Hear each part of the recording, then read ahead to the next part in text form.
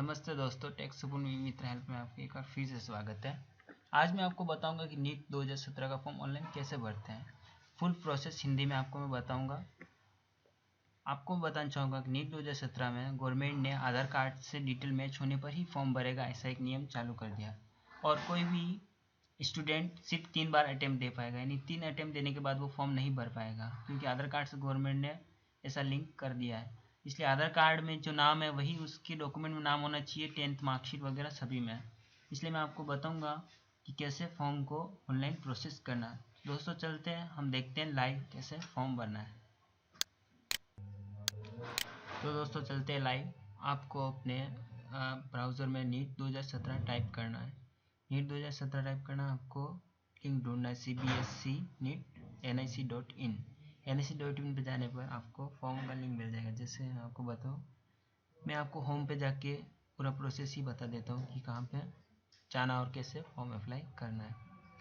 तो यहाँ पर आप ये पढ़ सकते हैं इनके बारे में, फ़ीस क्या है वगैरह आदि, इसके बारे में आप यहाँ पढ़ सकते हैं। फिर उसके बाद आपको जाना है फॉर्म ऑनलाइन प्रोसेस।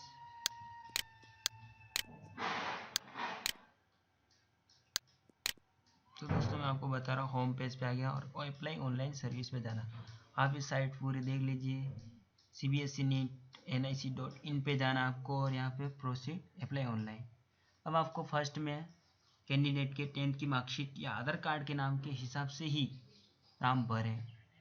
जैसे मैं यहाँ नाम भर रहा हूँ, नाम फिलअप करना आधार कार्ड के हिसाब से ही नाम फिलअप करना, फिर मदर नेम भरना है, फिर फादर नेम भरना है। फादर नेम और स्टूडेंट का या कैंडिडेट का नेम आधार कार्ड में सेम होना चाहिए, उसकी डेट ऑफ बर्थ भी आधार कार्ड में सेम होनी चाहिए। फिर आपको फादर नेम डालना है। फादर नेम डालने के बाद में कैटेगरी में सेलेक्ट करना है, जो भी कैटेगरी हो स्टूडेंट की। फिर उसकी डेट ऑफ बर्थ डालनी है। डेट ऑफ बर्थ ध्यान रहे, आधार कार्ड में जो डेट ऑफ बर्थ है वही डेट ऑफ बर्थ आपको डालनी है। डेट ऑफ बर्थ डालने के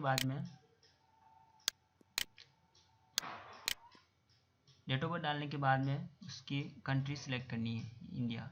फिर उसके बाद में उसका स्टेट लेना है कि राजस्थान में है या फिर उत्तर प्रदेश, जहाँ पर भी स्टूडेंट जहाँ पर भी आप फॉर्म भर रहे हैं उस स्टेट का नाम लेना। फिर उसके आधार कार्ड नंबर है, आधार कार्ड इनरोल नंबर है, या फिर उनको ऑलरेडी CBSE से जो रजिस्ट्रेशन होता है ABMT का पहले से कर रखा हो, रजिस्ट्रेशन नंबर है उनके पास, तो वो डाल सकते हैं। तो या मेरे पास आधार कार्ड नंबर है, इनके पहले कभी भी इन्होंने अटेम्प्ट नहीं दिया, तो मैं आधार कार्ड नंबर फिलअप करूँगा। मैंने आधार कार्ड नंबर फिलअप कर दिए। फिर डालना है मोबाइल नंबर के बाद में डालना है ईमेल एड्रेस के बाद में डालना है कैप्चा फिल करना है। आपके नॉर्मल जो कैप्चा होता है वो कैप्चा फिल करना है। कैप्चा फिल करने के बाद में आपको मोबाइल नंबर ईमेल एड्रेस पूरे सही देने हैं। और आधार कार्ड नंबर से जब तक इनकी डिटेल वेरीफाई नहीं होगी तब तक आपका रजिस्ट्रेशन नहीं होगा, इसलिए परेशान होने की कोई ज़रूरत नहीं है। आधार कार्ड में जैसी डिटेल है वैसी ही डिटेल इसमें भी डाल दीजिए, तो आपका फॉर्म एक बार से सबमिट हो जाएगा और रजिस्ट्रेशन हो जाएगा। जैसे कि मैंने अभी डेट ऑफ बर्थ गलत डाली है, आपको यही दिखाने के लिए कि ये नहीं लेगा। इनवैलिड नेम, जेंडर और डेट ऑफ बर्थ पर आधार, यानी कि आधार कार्ड में डेट ऑफ बर्थ से ये मैच नहीं करेगा। मैं इस डेट ऑफ बर्थ को सही कर लेता हूँ। ये मैंने सिर्फ आपको बताने के लिए बताया था कि आधार कार्ड में अगर जब तक नहीं होगी तब तक आप नहीं कर सकते हो रजिस्ट्रेशन। तो आधार कार्ड से मैच होना बहुत ज़रूरी है। गवर्नमेंट ने सिस्टम किया है कि एक आदमी 3 ही बार फॉर्म भर पाएगा, इससे ज़्यादा बार अटैम्प्ट नहीं दे पाएगा, इसलिए ये। तो मैं आधार कार्ड में डेट ऑफ बर्थ सही कर लेता हूँ।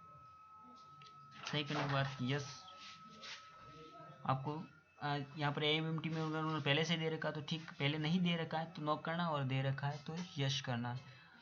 फिर एग्री पर क्लिक करना और नेक्स्ट एंड प्रीव्यू कर दो। नेक्स्ट एंड प्रीव्यू पे जाने के बाद में आपको डिटेल वेरीफाई करने के लिए पूछेगा। डिटेल वेरीफाई करने के लिए आप एक बार डिटेल चेक करवा दीजिए कैंडिडेट से, क्योंकि यहाँ पर एक ही बार रजिस्ट्रेशन होगा, इसके बाद आप रजिस्ट्रेशन कोई चांसेस नहीं बनते हैं, क्योंकि आधार कार्ड नंबर एक ही बार लगता है और उसके बाद कोई रजिस्ट्रेशन नहीं होगा, ना ही करेक्शन होगा, इसलिए एक बार चेक कराएं। फिर आपको एक पासवर्ड क्रिएट करना है। पासवर्ड क्रिएट करने के लिए यहाँ पर साइड में ऑप्शन दिए होंगे। और पासवर्ड किस तरह का रखना है मैं आपको एक उदाहरण देके यहाँ पर डिस्प्ले पे बता रहा हूँ। डिस्प्ले पे जिस तरह का मैं बता रहा हूँ उसी तरह कैंडिडेट का नाम, बीच में एट का निशान और उसकी डेट ऑफ बर्थ डाल देनी है। पासवर्ड सिंपली और शॉर्ट में अच्छे से पासवर्ड बनेगा, वरना आप पासवर्ड डालते रहोगे कभी भी पासवर्ड नहीं बन पाएगा। उसके बाद नहीं आपको सिक्योरिटी क्वेश्चन पूछेगा, उसको सिक्योरिटी क्वेश्चन कुछ भी डाल दीजिए, फेवरेट बुक वगैरह डाल दीजिए। जैसे मैंने यहाँ पासवर्ड फिल कर दिया, सिक्योरिटी क्वेश्चन मैंने ले लिया फेवरेट बुक में मैंने डाल दिया इंग्लिश, फिर मैं इंग्लिश डाल दिया। इंग्लिश डालने के बाद यहाँ नीचे एक वेरिफिकेशन कोड भेजा है। जो मोबाइल नंबर आपने रजिस्ट्रेशन के टाइम पे डाला था उसी पे एक वेरिफिकेशन कोड जाता है इस रेफरेंस नंबर पे 91937। इस पे मेरे पास OTP आ चुका है, मैंने सबमिट कर दिया और मेरे वेरिफिकेशन रजिस्ट्रेशन सक्सेसफुल हो चुका है। तो इसके बाद आप चाहो तो लेटर बाद में भी फॉर्म भर सकते हो, उसके बाद चाहो तो कंटिन्यू भी कर सकते हो। तो दोस्तों मैं यहाँ पे कंटिन्यू ही करूँगा क्योंकि मैं बाद में फॉर्म नहीं भरना चाहता, मैं कंटिन्यू कर देता हूँ। कंटिन्यू करने के बाद में रजिस्ट्रेशन नंबर आने के बाद में आप कंटिन्यू पर क्लिक कर देना है। कंटिन्यू पर क्लिक करने के बाद में आपका फॉर्म आगे की तरफ फुट जाएगा, यानी फर्स्ट स्टेप पे आ जाएंगे अप्लाई ऑनलाइन। अभी तक हमने रजिस्ट्रेशन किया था, अब हमें करना है अप्लाई ऑनलाइन फॉर्म के लिए। पहले जो आपने डिटेल रजिस्ट्रेशन टाइम डाली थी वो डिटेल यहाँ पर आ जाएगी, उनको वेरीफाई कराने के बाद में हम आगे बढ़ते हैं। फिर यहाँ पे पूछेगा कि आप कौन से ज़िले से हो, कौन से स्टेट से हो। उसके बाद में पूछेगा डिसेबिलिटी, यहाँ पर डिसेबिलिटी पे कभी भी यस मत करना। स्टूडेंट अगर डिसेबल है 40% वगैरह तो ही यस करे, वरना यस नहीं करना है। उसके बाद में आपको एग्ज़ाम सिटी मीडियम, पेपर का मीडियम और एग्ज़ाम सिटीज़ लेने पड़ेंगे। एग्ज़ाम सिटीज़ लेने के बाद में आप इसे सेव एज ड्राफ्ट भी कर सकते हैं, बाद में बनना चाहे आप चाहे उसी समय बनना तो नेक्स्ट भी कर सकते हैं। तो मैं नेक्स्ट करूँगा। नेक्स्ट करने के बाद में मेरे आगे की डिटेल खुलेगी। इसमें मेरे को फर्स्ट में भरना है 10th की डिटेल। 10th की डिटेल भरने के लिए आपको बोर्ड सेलेक्ट करना है, कौन से बोर्ड से उन्होंने 10th की है। तो चलो मैं बोर्ड सेलेक्ट कर देता हूँ, मैंने बोर्ड सेलेक्ट कर दिया। फिर पूछ रहा है स्कूल कॉलेज का नाम, यानी कि स्कूल का नाम ही होगा, ऑफिशियल कॉलेज तो होगा नहीं। तो स्कूल का नाम भरना है। स्कूल का नाम भरने के बाद में आपको स्कूल का एड्रेस में भी सेम नेम डाल देना है। फिर कौन से वर्ष में उन्होंने पास की वो डालना है। फिर उसके परसेंटेज डालने हैं। परसेंटेज डालने के बाद में आपको पूछेगी 12th की डिटेल, यानी कि हाईएस्ट, उसमें भी आपको बोर्ड लेना है, एड्रेस लेना है स्कूल का और कब पास किया या अपियर करने वाले हैं। ये ध्यान रहे कि इसमें अपियरिंग वाला भी भर सकता है, 12th पास करने वाला भी साइंस का बच्चा इसमें फॉर्म भर सकता है और पास किया हो। अगर बच्चा अपियरिंग में है तो उसको आप पहले अपना जिला वगैरह ले लीजिए, सेंटर जाओ उसका एग्ज़ाम। अगर अपियरिंग कर रहा है तो फर्स्ट नंबर आएगा यहाँ पर एग्जामिनेशन क्वालिफाई कोड में, और अगर उन्हें पास कर लिया है तो क्वालिफिकेशन कोड में 2 आएगा। तो मैं 2 लूँगा और कब पास किया वो डाल दूँगा। फिर उसके बाद में परसेंटेज डालूँगा, जो भी परसेंटेज है। ध्यान रहे यहाँ 70-60 के अबव ही परसेंटेज होने चाहिए, वरना फॉर्म नहीं भर पाएगा। फिर उनके रोल नंबर, जो भी रोल नंबर डाल दीजिए। फिर आप इसमें सिर्फ साइंस के बच्चे ही भर पाएंगे, आर्ट्स वाले नहीं भर पाएंगे। तो इंग्लिश में उनके कितने मार्क्स आए, कितने में से आए मैक्सिमम मार्क्स ऑफ 10 ये डालना है। उसमें आपको फिजिक्स, केमिस्ट्री और बायोलॉजी इन तीनों के मार्क्स डालने कंपलसरी है, और इनमें 58-50 के अबव ही मार्क्स होने चाहिए। तो मैं इनके मार्क्स फिल कर देता हूँ। मार्क्स फिल करने के बाद में नेक्स्ट कर देते हैं, या फिर सेव एज ड्राफ्ट भी कर सकते हैं। मार्क्स फिल करने के बाद में नेक्स्ट करने के बाद में आपको इनके परमानेंट एड्रेस पूछेगा, जो कि आपको आधार कार्ड से ही डालना है। आधार कार्ड को यूज़ करते हुए आपको ये एड्रेस डालना है। तो मैं इनका एड्रेस फिल कर देता हूँ। ये तो नॉर्मल है कि कोई भी एड्रेस फिल कर लेगा, तो मैंने इनका एड्रेस फिल कर लिया। एड्रेस फिल करने के बाद में पूछेगा अभिभावक या फादर, उनके फादर ने क्या कर रखा है क्वालिफिकेशन में, वो डालना है। उसके बाद उनका बिजनेस, उनके व्यापार के बारे में, व्यवसाय के बारे में डालना है, और उनकी वार्षिक आय कितनी है वो डालना है। फिर आएंगे मदर की भी इसी तरह उनके एजुकेशन क्या कर रखा है, और उनका व्यवसाय क्या है, व्यापार क्या है, और बिजनेस क्या करते हो, और उनकी इनकम, एनुअल इनकम डालनी है। एनुअल इनकम डालने के बाद एक कैप्चा आएगा, उस कैप्चा को फिल करके आपको प्रीव्यू एंड सबमिट यानी कि फाइनल स्टेज पे आ गया अपन। यहाँ पर कैप्चा डाल दिया मैंने। कैप्चा डालने के बाद मैं सबमिट कर दूंगा। सबमिट करने के बाद आपका वेरीफाई करने के लिए एक बार फॉर्म प्रीव्यू दिखाएगा।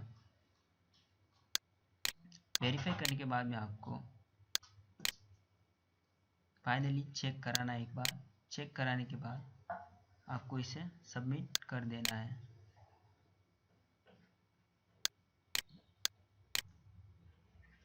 तो दोस्तों डिटेल वेरीफाई के लिए एक फिर से एक OTP आएगा उसी नंबर पे जब आपने रजिस्ट्रेशन में नंबर डाला था।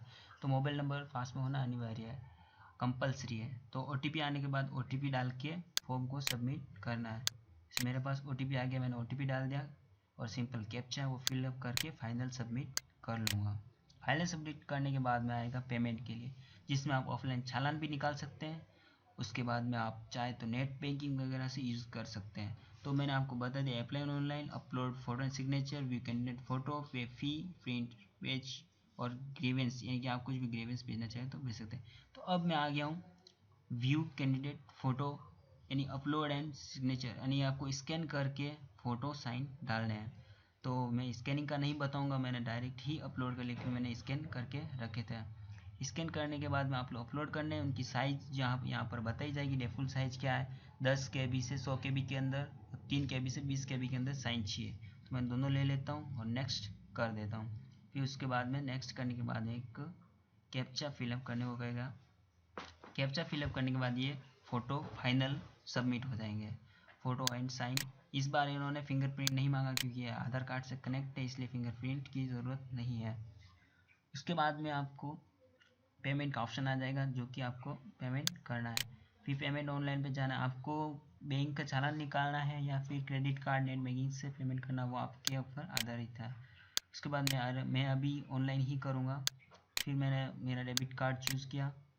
OBC के हिसाब से 1400 रुपये फीस आ रही है, और अगर ये SC ST अगर कैटेगरी सिस्टम नहीं है तो फिर 1400 ही आएगी, और कैटेगरी सिस्टम है तो 750 1400, और अगर फिजिकल हैंडिकैप यानी कि डिसेबल है स्टूडेंट तो उसके 450 फीस आएगी। तो मैं डेबिट कार्ड यूज़ करते हुए मैं उसको पेमेंट कर दूंगा। मैंने मेरे वीज़ा नंबर वगैरह सब डाल दिए। आप भी नेट बैंकिंग यूज़ करते हो तो इसको वेरीफाई कर लीजिए। फाइनल में आपका पेमेंट हो जाएगा। पेमेंट की रिसिप्ट आने के बाद पेमेंट कंप्लीट होने पर यहाँ पर लिखा हुआ है स्टेप 4 स्कैम कंप्लीटेड सक्सेसफुली, यानी पेमेंट कंप्लीट हो चुका है। फिर आपको प्रिंट कंफर्मेशन पेज, ध्यान रहे आपको इंटरनेट एक्सप्लोरर में ही ये फॉर्म खोलना है। इंटरनेट एक्सप्लोरर मैं अभी गूगल क्रोम में चला रहा हूँ, तो ये मेरा फॉर्म प्रिंट नहीं हो रहा। और ये ऐसी साइट है, ये इसमें चाहे आप इंटरनेट एक्सप्लोरर में भी चला लेंगे तो ये फॉर्म प्रिंट नहीं होगा शायद। इसको आपको डायरेक्ट Ctrl+P ही करना पड़ेगा, यानी Ctrl+P डायरेक्ट ही करना पड़ेगा। इसलिए कंफर्मेशन पेज आने के बाद आप प्रिंट कर लीजिए, आपका फॉर्म कंप्लीट हो चुका है। तो दोस्तों हमारे चैनल को सब्सक्राइब करना ना भूलें। मैं आपके लिए इसी तरह के ऑनलाइन फॉर्म्स ट्यूटोरियल वीडियोस वगैरह लाता रहूँगा, जिससे कि आप ऑनलाइन में आप अच्छे से फॉर्म वगैरह फिलअप कर पाएंगे। आपको अगर किसी चीज़ के बारे में पता भी नहीं भी होगा तो वो भी आप कर पाएंगे। तो दोस्तों हमारे वीडियो को देखने के लिए बहुत बहुत धन्यवाद, और इस चैनल को सब्सक्राइब, लाइक एंड शेयर जरूर करें।